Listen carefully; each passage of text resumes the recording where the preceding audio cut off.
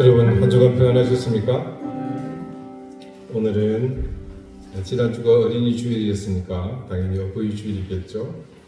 여기 계신 분들은 모두가 어버이에 해당하는 분들입니다. 하지만 젊은 사람들에게 어버이로서 공경받는 것도 중요한 일이지만요, 우리가 마땅히 공경받는 그런 어른이 되는 것도 중요하지 않나 싶습니다. 이제 다 같이 자리에서 일어나셔서 우리 하나님 앞에 감사와 찬양의 예배를 함께 드리겠습니다.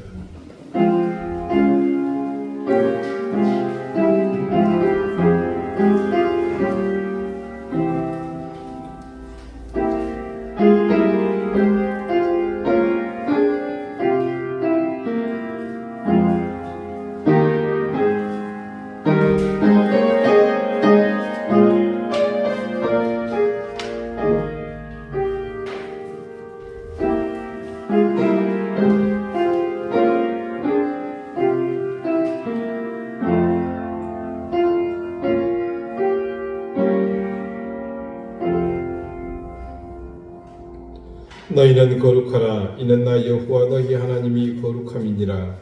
너희 각 사람은 부모를 경외하고 나의 안식일을 지키라. 나는 너희의 하나님 여호와이니라. 아멘. 자비로우신 창조주 하나님, 아이가 아버지를 찾듯 간절한 마음으로 하나님을 찾아 이곳으로 왔습니다. 변함없으신 사랑으로 늘 용납해 주시는 인자하심을 의지하여 죄와 허물로 가득한 모습으로 나왔습니다. 우리의 힘으로 감당할 수 있는 것이 너무나 작고 늘 상황과 환경은 우리의 연약함을 위협하기에 주님만을 바라보며 이 자리에 머리 숙였습니다. 주님, 헐고 상한 우리의 심령을 보듬어 주시고 위로와 긍휼의 은총을 내려주십시오. 상하고 찢긴 심령을 굳건하게 만드시어 주님을 바라보게 해주십시오. 우리를 괴롭히는 모든 악한 영의 세력을 몰아내 주시고 참된 마음과 진심으로 주님을 바라보게 해주십시오. 우리의 심령을 가난하게 하시며 겸손으로 겸비하여 거룩하게 주님을 마음껏 예배하게 해주십시오. 예수 그리스도 이름으로 기원하옵나이다. 아멘. 5장 함께 찬송합니다.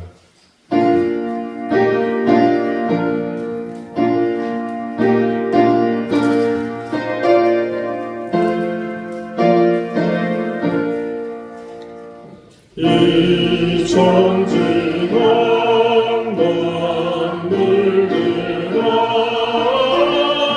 복 주시는 주 여호와 전능 성부 성자 성령 찬송하고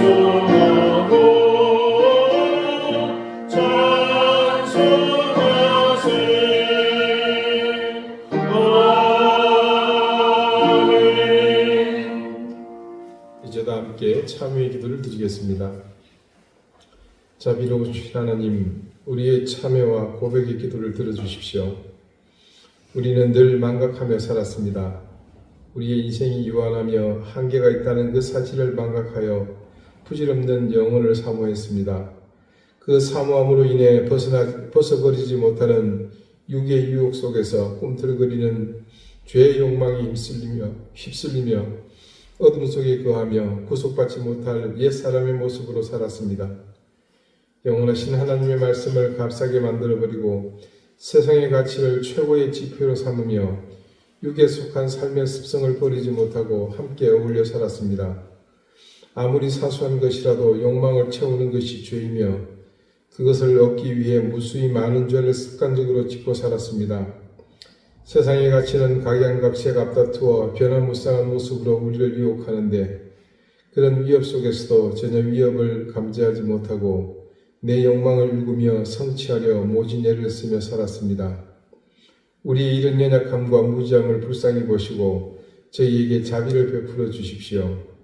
내 주변에 머물고 있는 시선을 하나님을 향해 고정하게 하시고 우리의 눈과 귀에 보이고 들리는 것이 전부가 아니며 그 너머에 있는 하나님의 손길을 볼 수 있는 영적 깨달음을 더해 주십시오. 이제는 하나님과 나만이 아는 은밀한 죄를 생각하며 계속해서 침묵 가운데 참회의 기도를 드립니다.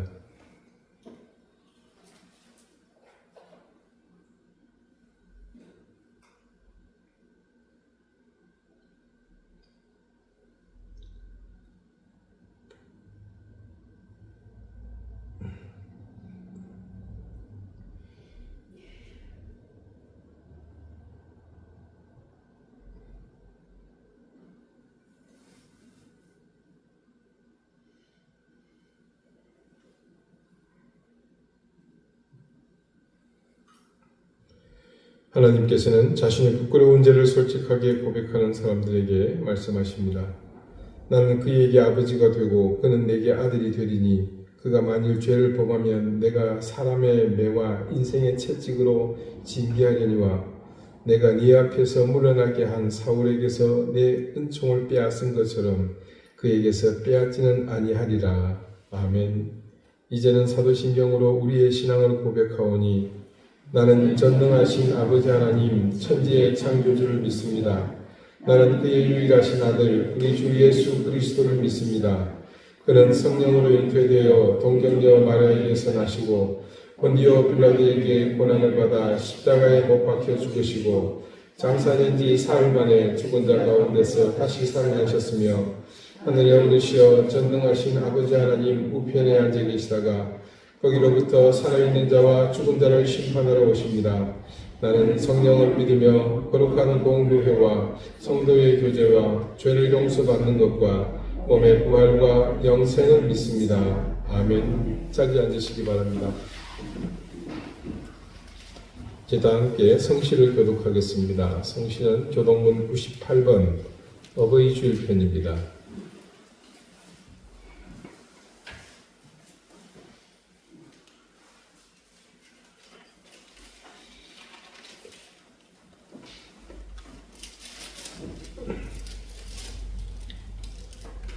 네 부모를 공경하라.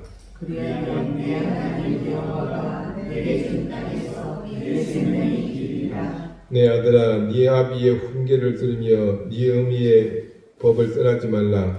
이는 내 머리의 아름다움만이요 내 고의 금사시니라. 너를 낳은 아비에게 청종하고 네 늙은 어미를 경히 여기지 말지니라. 내 부모를 즐겁게 하며 너를 낳은 어미를 기쁘게 하라.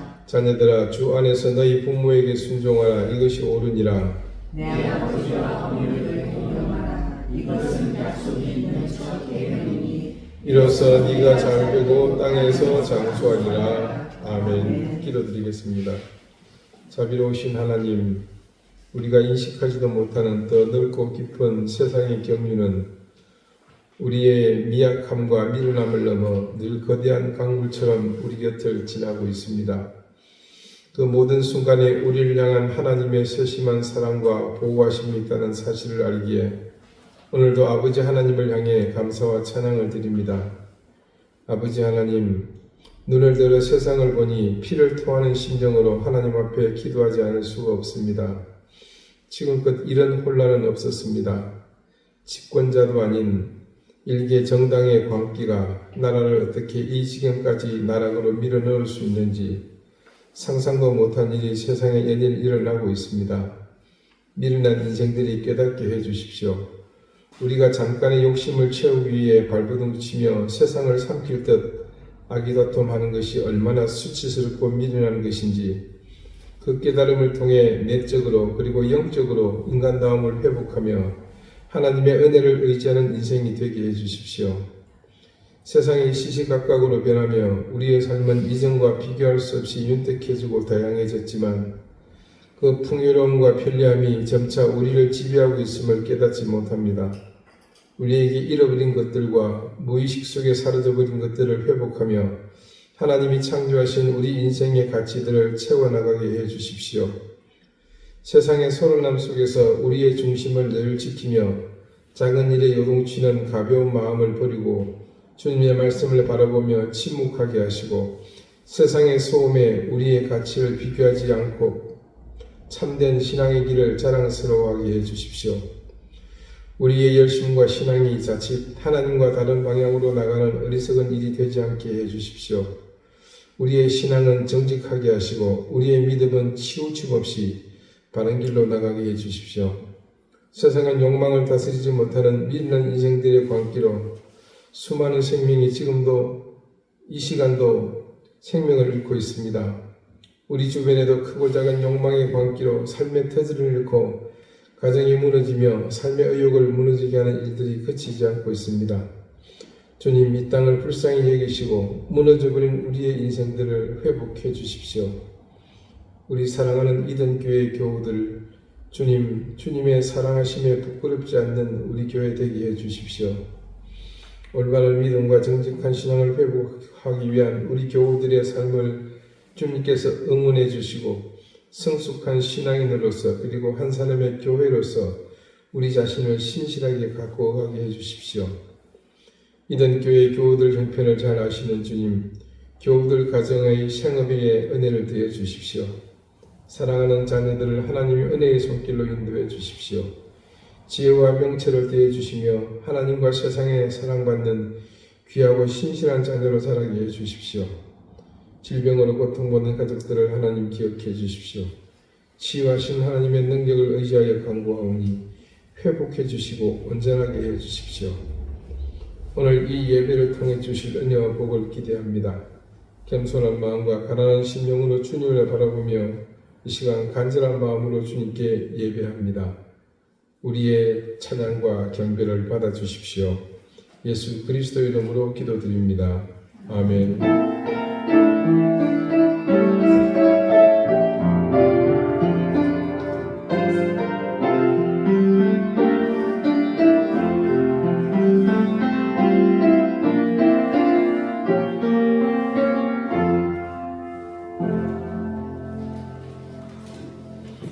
28장 함께 찬송하겠습니다.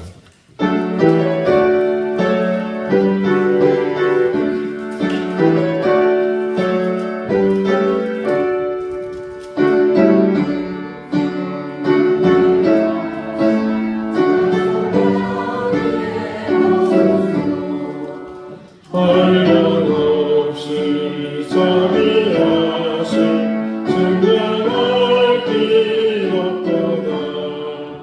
천사들의 찬송하리 예배가를 치소서. 구속하신 그 사랑을 항상 찬송합니다. 주의 뜻은 도움받아 이때까지 왔으니 일어나시 천국에도 이르기를 바라네. 천사들의 꿈을 따라 죄까지 이르리되 예수 구원하시려고 돌려 주셨네. 주의 아들의 낳고 이 생긴 신자되네.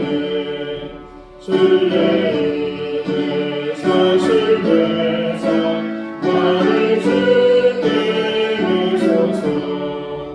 은혜는 연약하여 막내아는 시오네. 하나님이 받으시고 전능이를 주소서. 아멘. 오늘 하나님께서 우리에게 주시는 말씀은 신약성경 누가복음 10장 38절에서 42절까지 말씀입니다. 신약 111쪽입니다.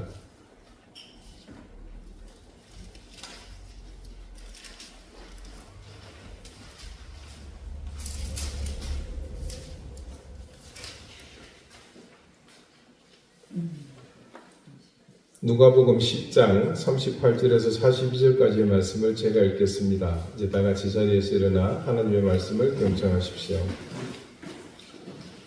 그들이 길 갈 때에 예수께서 한 마을에 들어가심에 마르다라 이름하는 한 여자가 자기 집으로 영접하더라.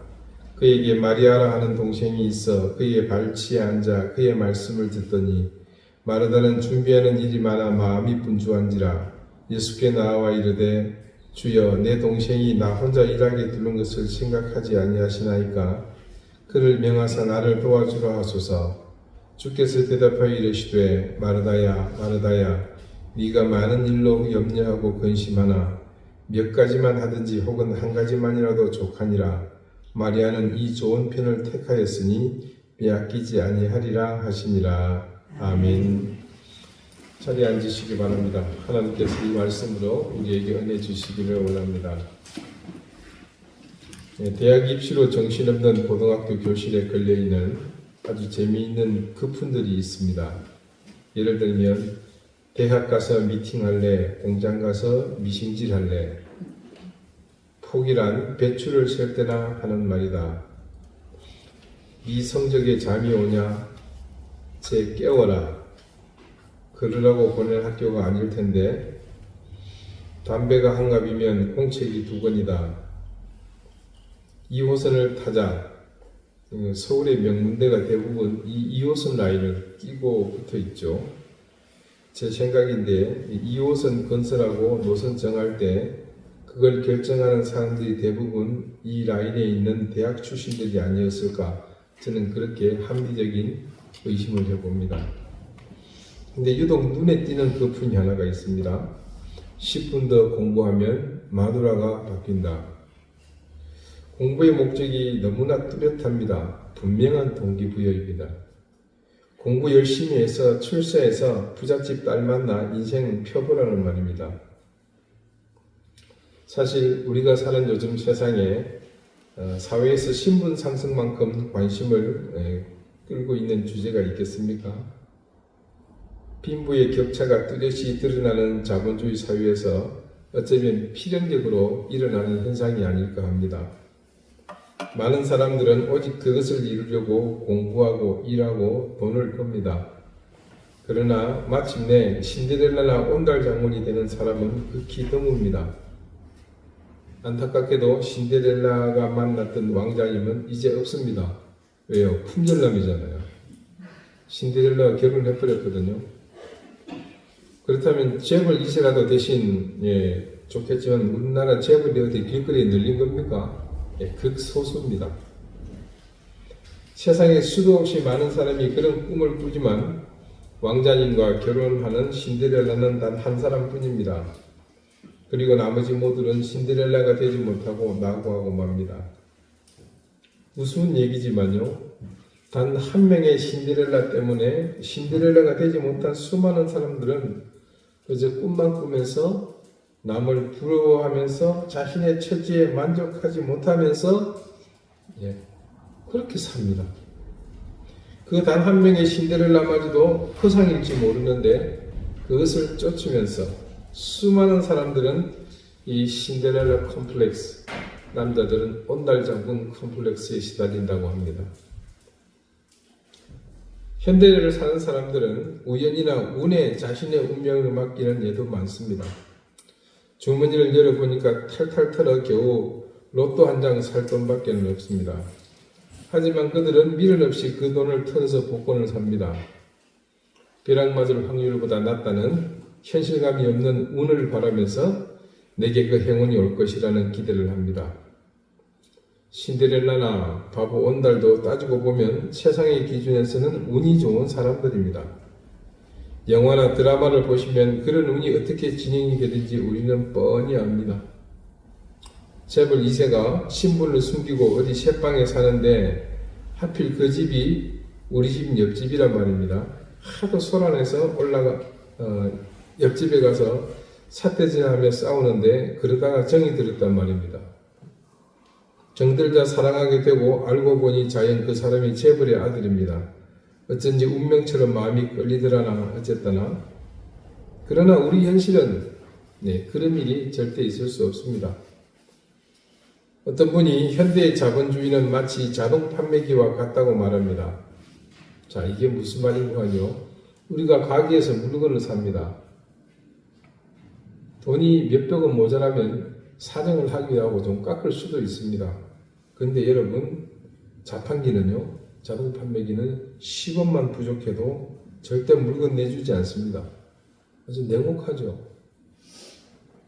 그래서 우리가 바라는 신분 상승의 가능성은요, 동화 속에서나 일어날 이야기일 뿐이지 이런 현대사회에서는 실제로 일어나기 어려운 일입니다. 더군다나 정계, 세계, 학계를 막론하고 이미 기득권을 가지고 있는 사람들은 자신들의 테두리 밖의 사람들이 자신들 영역 안으로 합류할 기회를 주려고 하지 않습니다. 그러니 그저 먼 나라의 동화일 뿐입니다. 현실은 그런 것이죠. 내가 꾸는 화려한 꿈과 차갑게 피부로 느껴야 하는 현실 사이에서 사람들은 하루하루 전쟁 같은 삶을 살아갑니다. 너무나 바쁘게 움직입니다. 시간을 아끼려고 벌려고 차를 사고 태블릿 PC 스마트폰으로 문단속도 하고 시장도 보고 자동차 시동도 걸고 극장표도 예매하고 심지어는 밥솥에 전원까지도 켠다고 합니다마는 시간을 벌려고 그랬으나 정작 그럴수록 시간은 오히려 더 부족합니다. 힘들게 해야 할 것들을 시간 들여서 직접 하던 그때보다 바쁩니다.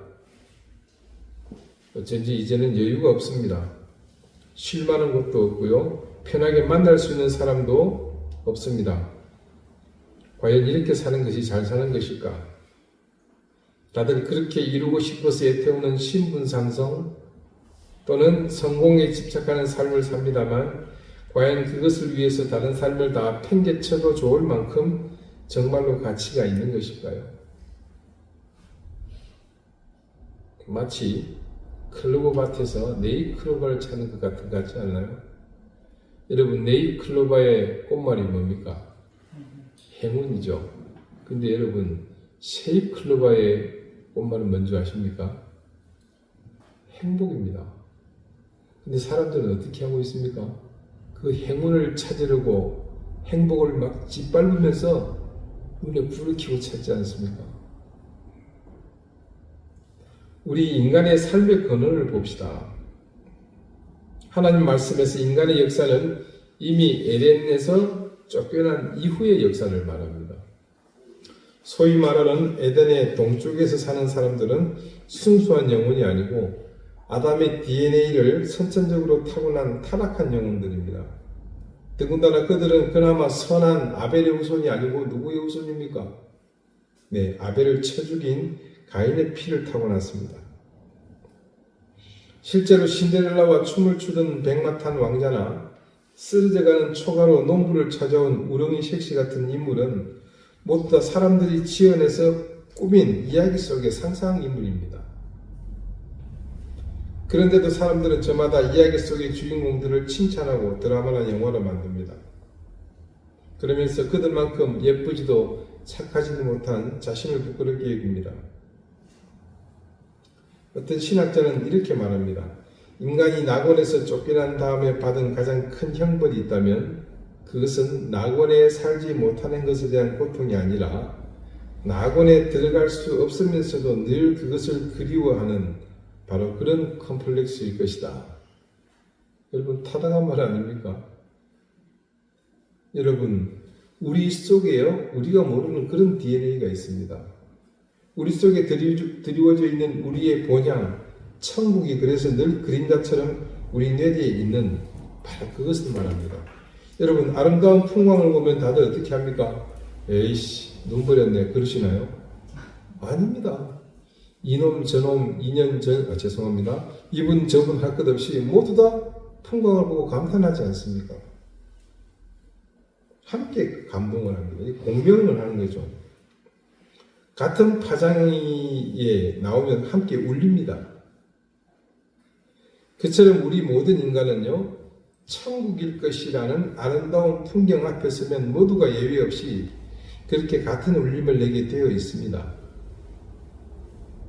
우리는 성경 말씀 속의 인물들이 우리 삶의 본이 된다고 생각하면서 늘 성경 말씀을 봅니다. 그런 인물을 찾자면 제일 처음 아브라함을 꼽을 수 있겠죠. 믿음의 조상 아닙니까? 그 다음에 끝까지 복을 구하면서 하나님과 씨름한 야곱의 삶, 하나님 앞에 너무나도 경건했던 사무엘, 이스라엘의 전무후무한 위대한 지도자 다윗, 지혜의 왕 솔로몬, 신약으로 넘어오면 아시아와 유럽을 거쳐서 오늘 이 땅에 이르기까지 복음이 전해질 초석을 놓았던 바울의 삶 등 말씀 안에서 그 삶을 따르고 본받아야 할 사람은 무수히 많습니다. 하지만 우리가 이 인물들의 면면을 제대로 파악하고 있기는 한 걸까요? 우리는 그 인물들에게요, 어떤 신화적인 옷을 입혀놓고서 우리의 이상형으로 만든 것은 아닌지, 그래서 내가 본받아야 할 대상으로 삼은 것은 아닐까요? 그 사람들은 다 믿음이 좋고 도덕적으로 흠이 없고 용기 있고 담대한데 나는 그렇지 못하니까 그들을 본받아야 한다고 생각하는 것인가요? 우리가 이렇게 생각하는 이상은 우리도 그런 컴플렉스에서 벗어나지 못합니다. 사실 이거는 교회가 전통적으로 잘못 가르쳤습니다. 우리는 그저 그들을 위대한 신앙의 인물이라고 하면서 그들을 지켜 세우기에 바빴지, 실제로 그 사람들이 얼마나 나약한 존재이고 못나기 이를 데 없는데 그렇게 우리와 같은 사람들인지를 보려고 하지 않았거든요. 아브라함은 100세에 얻은 귀한 아들까지 하나님께 미련 없이 죽여서 드리려는 사람이었습니다. 그러나 한꺼풀만 살짝 벗겨보면 속내는 틀립니다. 아내를 누이라고 속이면서까지 살기 위해 몸부림쳐야 했던 그저 그렇게 유약한 사람이었습니다. 야곱은 새삼 설명할 필요가 없죠. 속아서 결혼을 했습니다. 말 다 했죠. 오죽했으면 생떼를 쓰다 못해 천사가 두 손을 들었겠습니까? 고집 부리고 원하는 것을 위해 사력을 다하는 모습이 무조건 본받아야 할 삶은 아닙니다. 돈 달라고 출세시켜달라고 늘 부르짖는 우리와 다를 게 뭐가 있겠습니까? 다윈 역시 마찬가지입니다. 천하의 여인을 품고도 순간 눈이 뒤집혀서 자신을 위해서 목숨까지 버릴 정도의 충직한 부하의 아내를 차지합니다. 그것도 유부녀를요. 진짜 그런 충직한 부하의 목숨을 실제로 잃게 했습니다. 그것도 자신이 모략을 꾸며서 말입니다. 그에 대한 징벌로 그런 자식들이 자기 눈앞에서 죽는 것을 보아야 했고요. 자기 부인들이 아들의 패륜에 의해 짓밟히는 뼈아픈 고통을 겪어야 했습니다. 요거 아시죠, 여러분? 다윗궁 옥상에요. 그런 링을 차려놓고, 자기 아들 압살롬이 자기 부인들을 전부 다 농간을 하는 겁니다. 그걸 전체 이스라엘에 있는 백성들이 보게 했어요.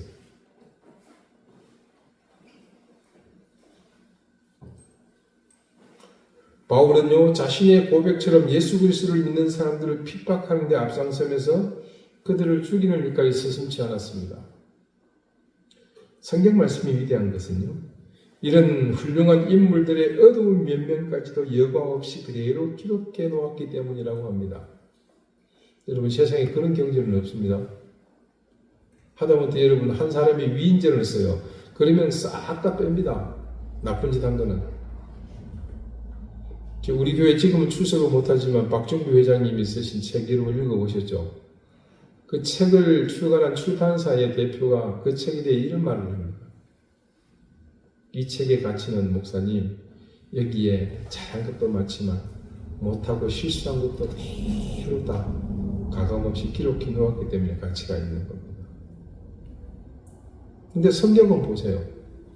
조금 전에 말씀드린 그 이스라엘 대낮 궁중 옥상에서 일어났던 야동도 그런 야동이 있을까요? 그런 것들이 성경에 그대로 기록되어 있어요. 그래서 성경 말씀이 위대하다고 합니다. 하지만 성경 말씀은 처음부터 그런 사실을 말씀을 읽는 우리에게 말하려고 하는 것이 아닐까 하는 생각이 듭니다.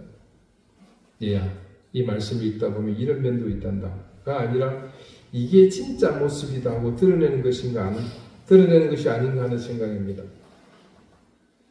신분 상승이나 성공이 절대 진리인 지금의 세상에서 그 기준으로 이 사람들의 인생을 보면 실패한 인생입니다. 우리가 롤모델로 삼아야 할 그런 신분 상승의 이상형이 아닙니다. 조금 전에 잠깐 설명을 드리긴 했습니다만 그들은 실제로 큰 실패에 빠지기도 했고요. 시련을 겪기도 한 사람들입니다. 그들은 흔히 옛날 이야기처럼 나중에 행복하고 잘 놀고 살살했대요. 이런 이야기할 수 있는 사람들도 아닙니다. 어떤 이는 노후가 너무 불행했고 어떤 사람은 쓸쓸하게 타향에서 죽기도 했으며 또 어떤 사람은 도끼에 목이 잘려 순교하기도 했습니다. 이런 사람들의 이야기를 성경 말씀이 우리에게 전하는 것은 무엇 때문이겠습니까? 그들의 이야기를 듣고 보거든 그들처럼 너희도 따라 살 것이며 본보다라는 말이 아닙니다. 그거는 위인전에 해당하는 거죠. 하나님의 말씀은 절대로 위인전기가 아닙니다. 우리는 그 말씀을 읽으면서 그저 그들의 삶을 찬찬히 주의 있게 들여다보기만 하면 됩니다. 우리가 순진한 마음으로 신실하게 그들의 삶을 들여다보면 그 삶이 우리의 모습을 거울처럼 비춰줍니다. 그리고 우리가 지금 무엇을 하나님께 구해야 할 것인지에 대해 알려줍니다. 그들의 삶을 자세히 들여다보면 그들이 완벽한 사람이나 성공한 사람과는 거리가 먼 지극히 인간적이고 약한 사람들임을 또한 알게 됩니다. 그들은 그 연약함 때문에 한결같이 그들의 마음과 삶에 빈자리가 많았던 사람들입니다. 단지 그들은 그들의 빈자리에 하늘이 깃들었던 사람들입니다. 하나님께서 그들 가운데 들어온 사람들입니다. 그들을 위대한 신앙의 인물이라고 부르는 것은 비록 그들의 삶이 온전치 못하고 연약한 모습이 곳곳에 있지만 그들의 삶에는 하나님의 마음을 담았던 이와 같이 하늘의 것이 깃들일 자리가 있었다는 점입니다. 오늘 본문 말씀을 같이 한번 봅시다. 우리에게 아주 익숙한 상황의 말씀이죠. 예수님께서 제자들과 한 번은 마르다의 집에 들렀습니다. 여러분 여기서 퀴즈. 마르다의 집은 어디에 있었을까요? 네, 베다니입니다. 베다니가 어떤 동네인지는 여러분 이제 다 아시죠? 예, 나환자촌이었습니다. 마르다는 예수님을 집으로 모셔드렸고 여러 가지로 귀한 손님이신 예수님을 접대하느라 분주합니다. 자, 어릴 때 저희 집 목사님 대신방 온다고 하실 때 목사님 맞아드리고 대접하시느라고 넋이 반쯤 나간 제 어머니 모습을 저는 생생하게 기억합니다. 날아다니셨어요, 방광. 지금 예수님을 모신 마르다는 이에 비할 바가 못될 어마어마한 상황입니다. 그런데 그때 이 밉상인 여동생 마리아는요, 손이 부족한 것도 신경 쓰지 않고 예수님 옆에 딱 붙어가지고서는 아주 여유롭게 탱자 예수님 말씀이나 듣고 앉았습니다. 마르다 입장에서는 자빠져 앉아 있습니다. 보다 못한 마르다가 예수님께 한 소리 합니다. 그러나 예수님은 마르다의 불평을 이해할 법한 그 상황에서 도리어 마리아 편을 드십니다. 여러분 이 말씀의 교훈에 익숙하죠? 뭡니까? 세상 천하 어떤 일보다도 예수님 말씀을 듣는 게 우선이다. 우리 이렇게 배우지 않았습니까? 과연 예수님께서는 그런 교훈을 주려고 하신 것일까요? 그리고 이 말씀을 기록한 누가도 예수님의 그런 교훈을 알리려고 이 사건을 과연 기록했을까요? 예수님의 말씀을 찬찬히 살펴보면 그런 교훈과는 조금 다른 결과를 얻을 수 있습니다. 예수님은 우리가 아는 교훈처럼 어느 것은 더 중요하고 어느 것은 덜 중요하다. 일하는 게 덜 중요하고 뭡니까? 말씀을 듣는 게 더 중요하다. 사실 그렇게 이 말씀 속에서는 말씀하시지 않았습니다. 마르다의 행위는 문제 삼을 것이 없습니다. 예수님이 말씀하신 핵심은요, 마르다의 그 마음입니다. 열심은 좋으나 그 열심 때문에 동생을 비난하는 것이 문제라는 지적입니다. 그것도 동생에게 직접 말한 것이 아니라 사실은 고자질했죠. 그게 더 나쁘다는 겁니다. 일손이 부족한 것을 돕지 않았다는 타박보다는요, 동생에 대한 미움이 앞서 있는 것을 실상은 책망하셨습니다. 그래서 마르다에게 이렇게 말합니다. 네가 많은 일로 염려하고 근심하나. 마르다가 어떤 심적인 상태인지를 이 말씀이 잘 대변해 줍니다. 어떤 주석에는 이것이 마르다의 마음이 망가져 있는 상태라고 설명하는 곳도 있습니다. 예수님은 마르다를 보고자 오셨을 겁니다. 왜? 사실 이 집이 마르다의 집이 아니거든요. 누구의 집입니까? 나사로의 집이잖아요. 그런데 굳이 마르다의 집이라고 한 이유는 무엇이었겠습니까? 마르다를 예수님께서 보고자 오셨다는 겁니다. 식사하려고 오신 것은 아닐 거라는 말씀입니다.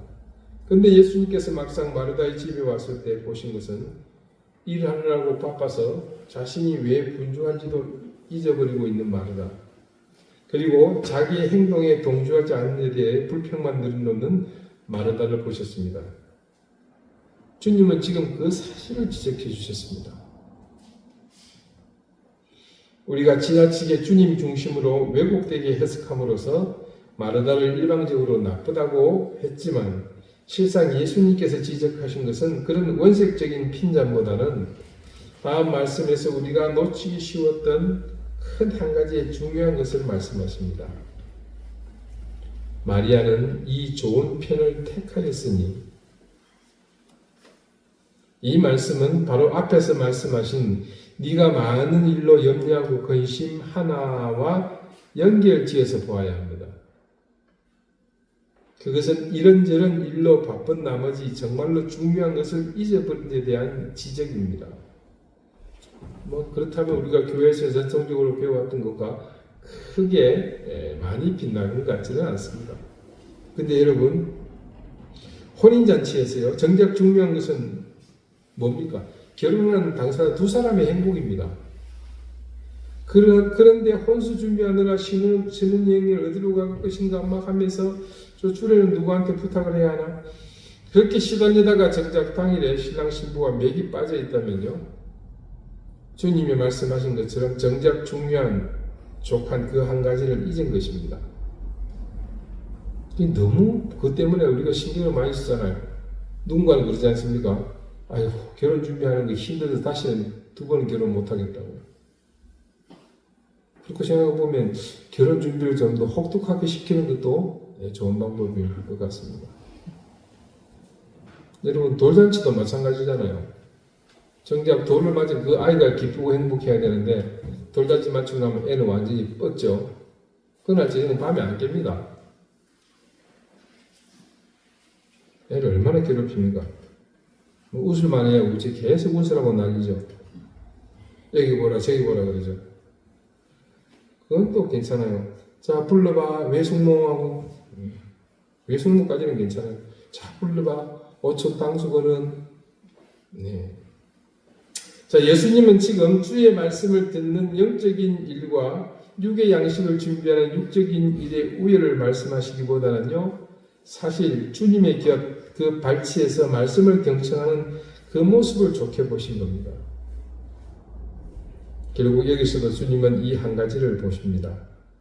자신이 찾아와서 잠시 머무를 마음의 여유조차 없는 마르다가 안타까우셨던 겁니다. 마르다가 맛있는 음식을 준비해서 자신의 방법으로 주님을 맞고 대접해드려서 자신의 마음이 흡족하고 만족했을지는 모르지만 정작 주님은 그녀의 마음에 깃들을 기회조차 거부당하셨던 셈입니다. 마리아는 자신의 마음 한자리를 주님께 그렇게 내어드렸기에 주님으로부터 이 좋은 편을 택하였다라는 칭찬의 말씀을 들었던 겁니다. 예수님께서 살아생전에요, 유대 땅 갈릴리에 오셔서 수도 없이 많은 사람들을 만나셨습니다. 그리고 그들을 사랑하셨습니다. 그들에게 사랑을 베푸셨잖아요.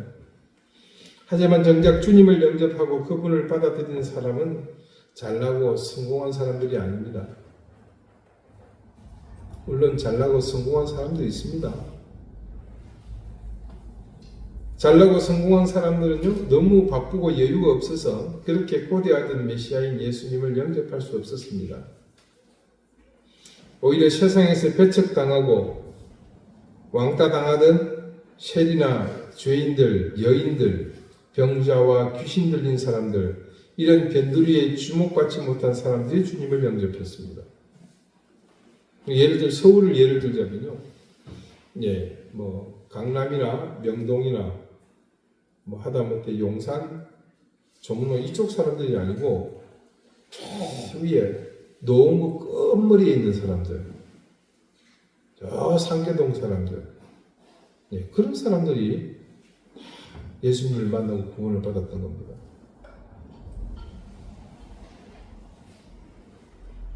성공을 향해 치닫는 사람들의 마음속에는 없는 것이 그들의 마음에는 있었습니다. 말씀 속에서 마리아의 목소리는 단 한 번도 나오지 않고 있습니다. 하지만 그녀는 이 에피소드의 주인공입니다. 주님께서는 그녀가 좋은 편을 택하였다고 칭찬하시면서 다음과 같이 말씀하십니다. 빼앗기지 아니하리라 하십니다. 여러분, 사람들이 느끼는 불안의 근본에는요, 뭔가를 잃을지도 모른다는 염려가 자리 잡고 있기 때문입니다. 이를테면 내가 가진 재물, 명예, 건강, 생명, 가까운 소중한 사람을 잃는 것에 대한 불안감 같은 것들 말입니다. 그러나 자본주의 사회에서 성공하기 위해 혹은 신분 상승을 꿈꾸며 죽을 똥 살똥 바둥거리는 사람들이 느끼는 불안은 그것과 비교할 수도 없을 정도입니다. 심각합니다. 무언가를 뺏길지도 모른다는 거의 공포에 가까운 생각입니다. 어느 분야에서건 한번 최고의 자리를 차지한 사람은 언제나 그 자리에서 밀려나지 않으려고 전전긍긍합니다. 아시겠지만 그 자리를 차지한 기쁨은 그 순간뿐입니다. 이후로는 쉬지 않고 그 자리에서 자신이 누군가에게 밀려나는 공포에 시달리게 됩니다. 누군가가 그 자리를 평생 보장해 주면 좋겠지만 아무도 그것을 해줄 사람은 없습니다. 있다면 단지 그 자리를 빼앗으려고 쉬지 않고 도전해오고 대들고 공격하는 사람들 뿐입니다. 예수님께서 마리아에게요, 빼앗기지 아니하리라고 말씀하시면서 보증해 주신 것은 이런 것과는 차원이 다릅니다. 주님께서 보증하시는 영원한 가치입니다. 마리아는 그저 남들을 따라 사는 삶이 아니라 자신의 믿음을 따라서 용기 있게 사는 삶을 택했습니다. 그래서 그 누구도 받아들일 수 없는 각박한 삶을 사는 것이 아니라 다른 사람을 받아들일 수 있는 여유 있는 삶을 살았기 때문에 그런 보증을 주님으로부터 받았습니다. 마리아는 그렇게 살았기 때문에 그녀의 삶 속에는 주님께서 깃들일 자리가 있었습니다. 그런 삶은 누구와 경쟁해서 얻을 수 있는 것이 아닙니다. 그 누가 빼앗으려고 하지도 않을 뿐 아니라 빼앗을 수도 없는 것이기 때문입니다. 사랑하는 여러분, 바쁜 우리의 삶 속에서 오늘 우리 스스로 자신에게 한번 물어봅시다.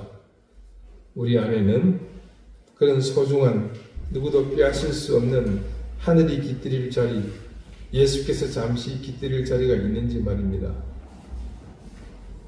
주님은 이 순간에도 여러분 곁을 수없이 지나치십니다. 여러분의 마음을 기웃거려 보시지만 우리의 마음은 주님을 모실 여유가 없습니다. 신앙도, 삶도, 모든 것이 무엇을 향해 가는지도 모른 채 정작 주님을 모시는 가장 중요한 일이 나중이 되어버렸기 때문입니다. 저기 예수님 지금 바쁘니까요. 조금 이따가 다음에 전화 주십시오.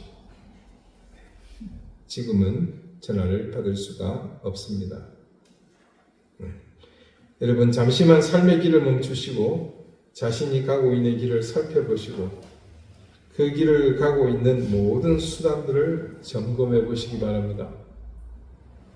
지금 내가 만족하면서 사는 것이 하나님을 기쁘시게 하는 것인지, 하나님이 기뻐하시는 일이 있음에도 불구하고 내 고집 때문에, 내 삶의 방식 때문에 옳은 것을 택하지 못하고 사는 것은 아닌지 말입니다. 여러분, 내가 부족한 것 때문에 가슴 아파하지 마십시오. 내 결핍 때문에 염려하거나 힘들어하지 마십시오. 도리어 여러분의 부족한 그 빈자리는 소중한 자리임을 깨달으시기 바랍니다. 그곳은 주님께서 깃들일 수 있는 귀한 자리가 될 것이기 때문입니다.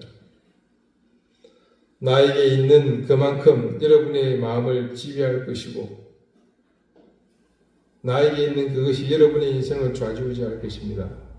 그러나 여러분을 쥐고 흔드는 그 무엇이 여러분에게 없다면 그만큼 여러분의 인생은 자유할 것이며 휘둘리지 않는 진정한 자유를 누리게 될 것입니다. 그렇게 얻은 그만큼의 삶의 여유는 이제 주님의 몫이 될 기회가 있습니다. 오늘 제가 준비한 말씀은 여기까지입니다. 주신 말씀을 잘 기억하시고 이 한 주간이 이 말씀을 삶으로 이어가는 시간이 되었으면 좋겠습니다. 여러분의 소중한 마음 한켠을 늘 그렇게 비워두십시오. 오늘 예배 시작하면서 말씀드린 것처럼 오늘은 어버이 주일입니다. 그런데 이 말씀을 준비하면서 마음에 살짝 내려앉아 제게 터치를 하고 가는 것이 무엇인가가 있었습니다. 그것은 이 말씀을 듣는 우리의 부모님들, 특히 오늘 이 자리에 계신 절대다수의 여러분의 삶이 오버랩되면서 마음 가운데 솟구치는 것이 있었습니다. 그것은 여러분에게 쉽게 던질 수 없는 바로 여유라는 말이었습니다. 물론 하나님의 말씀을 대하는 입장에서 저는 여러분에게 거리낌없이 이 말씀을 선포했습니다마는 모두 마치고 나니 저보다 한 세대를 앞서서 사신 우리 부모님의 세대가 너무나 힘들고 어려웠던 시절이었다는 그 사실을 결코 무시할 수가 없었습니다. 여러분들께서 사신 시간은 너무나 치열했고 그래서 몸부림치지 않으면 살아내지 못하는 그런 시절이었습니다. 지금의 세대는 풍요로움에 겨워서 인권이니 권리니 상처니 다양한 권리들을 주장하지만 그 모든 것의 기초는 우리 부모님들의 살을 찢고 뼈를 깎는 인구의 삶을 갈아바쳐서 만든 것이었습니다. 자신들의 사시기에도 바쁜 시절, 가족을 위해 그리고 무엇보다 우리 같은 자녀를 위해 당신들의 영혼이 쉴 시간조차 없는 그야말로 여유라는 말 자체가 비빌 틈이 없는 삶을 사셨습니다. 제가 부모가 되어 제 자식들을 양육하는 처지에 이르고 보니 조금 힘에 부치고 제 마음을 알아주지 못하는 약간의 서운함이 들 때도 있지만 그런 우리의 불편함은 부모님 밑에서 우리가 자녀로 살 때에 비교하자면 정말 쇠발의 피라는 사실을 깨닫습니다. 오늘 어버이 주일 하나님께서 우리에게 이런 주일을 지키게 하심으로 사랑하는 부모님 또 무엇보다 우리 앞선 세대를 사신 어른들을 기억하며 감사하고 우리를 돌아보는 시간을 갖게 하신 것에 깊은 감사를 드립니다. 그리고 저보다 앞선 세대를 사신 여러분께 이 시간을 빌어 깊이 감사를 드립니다. 적어도 저는 여러분이 그렇게 피땀 흘려 이루신 터전에서 혜택을 입었고 그 풍요로움의 은혜를 입었습니다. 문득 말씀을 마치고 정리하면서 그런 생각이 들어 잠시 제 소회를 말씀 아닌 감사의 인사로 이렇게 대신합니다. 기도드리시겠습니다. 하나님, 오늘도 우리 너무 바쁘고 여유가 없었습니다. 교회 일을 하면서 주님의 일을 하면서 우리는 여유가 없습니다. 하지만 주님, 우리가 가야 할 길이 어디인지 분명히 알기에 우리에게 무엇이 있어야 하는지를 분명히 깨닫게 되기를 원합니다. 내 마음 한켠 주님께서 머물 자리를 귀하게 비워두고 언제나 주님을 모시고 사는 삶이 되기를 원합니다. 오늘 어버이 주일을 맞아 사랑하는 우리의 부모님 그리고 앞서 이 땅을 일구고 세우신 세대의 땀과 눈물 그리고 기도를 우리가 기억하기를 원합니다. 그리고 우리가 이제 그런 부모로 우리 자녀들 후대에 부끄럽지 않는 모습으로 살아가기를 다짐합니다. 하나님 감사합니다. 그리고 부모님들 앞선 세대의 모든 어른들께 감사합니다. 그분들을 인생이 끝까지 향기롭게 하시며 빛나게 하시며 그리고 영화롭도록 인도해 주십시오. 예수 그리스도 이름으로 기도드립니다. 아멘. 579장 함께 찬송하겠습니다.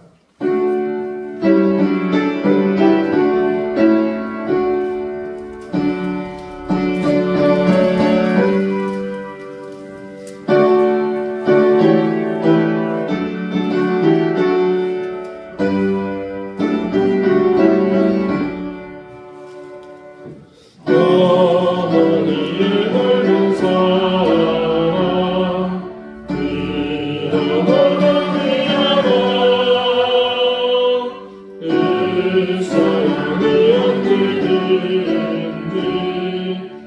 나를 감싸줍니다. 내가 올 때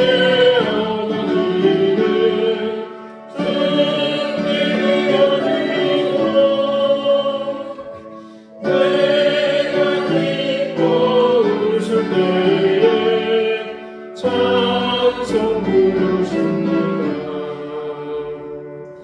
아침 저녁을 드시던 어머니 성경책 손때는 들마 모습 묵묵합니다. 믿는 자는 누구든지 영생을 얻으리.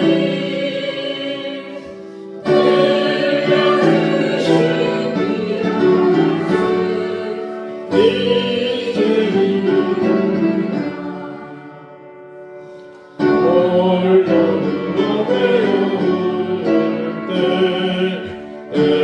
에베나에 비칠 때 부르시는 찬송 소리 귀에 나갑니다. 반성의 샘물하고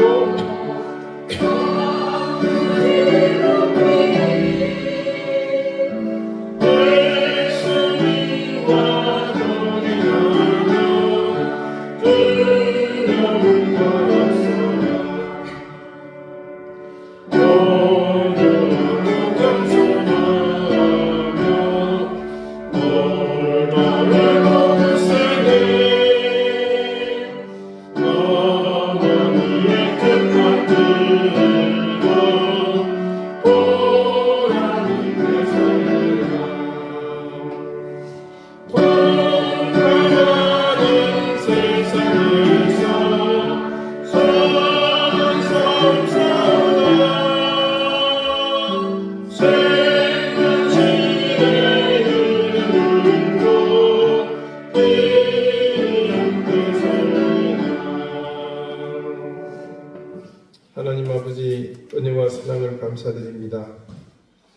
우리에게 주신 사랑하는 부모님, 바르고 옳은 길을 가라 늘 가르치시며 진리의 말씀이 우리 인생의 유일한 길이라 늘 부르짖으며 그렇게 우리를 위해 밤낮으로 기도하시던 그 부모님의 사랑과 믿음을 기억하게 해주십시오.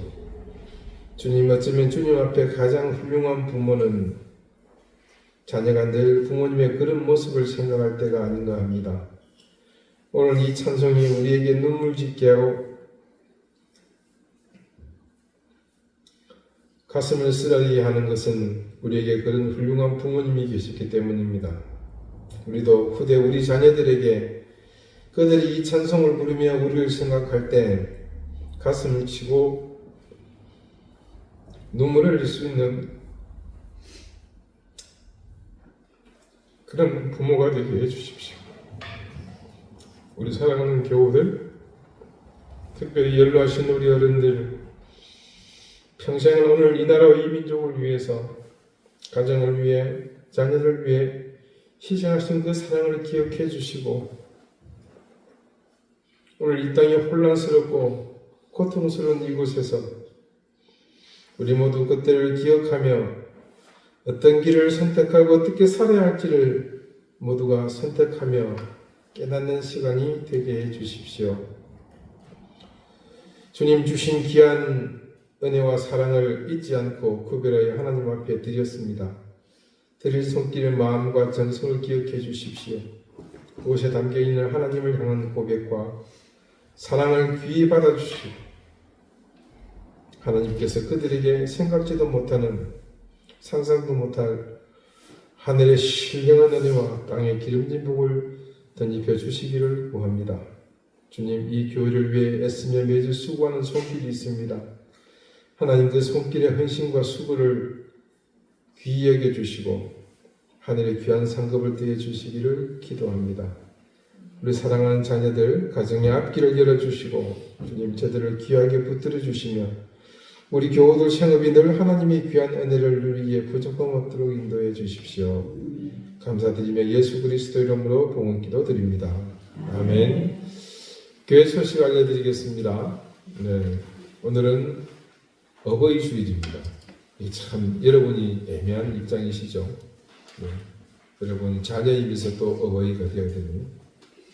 그래서 저는 그런 생각을 가졌습니다. 부모님이 계시면 우리는 영원한 불효자다. 예, 우리가 최선을 다한다고 한들 다 미칠 수가 있겠습니까? 그러나 그 최선마저도 없다면 그건 진짜 불효자가 되는 것이겠죠. 늘 부모님의 사랑과 기도를 기억하면서 감사하고 또 여러분이 물심양면으로 늘 잘 섬길 수 있기를 바라겠습니다.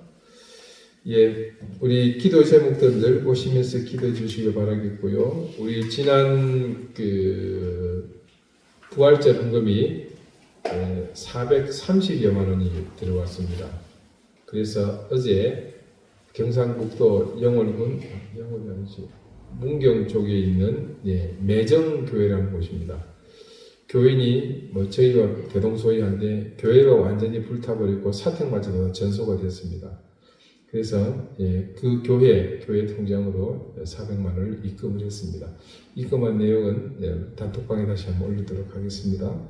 함께 참여해 주셔서 또 매정교회에 큰 힘이 되었다 저는 그렇게 생각합니다.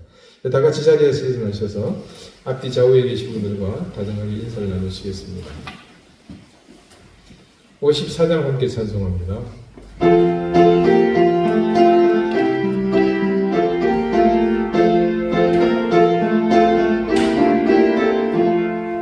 주여 오늘 구하오니 여기 가게 하시고 사랑마다 주의로 이기도록 하시고 광야 같은 세상에서 항상 인도하소서. 주의 복된 말씀 듣고 또한 감사합니다. 구원받은 주의 손도 열매 맺게 하시며 하나님이 우리 함께 항상 계시옵소서.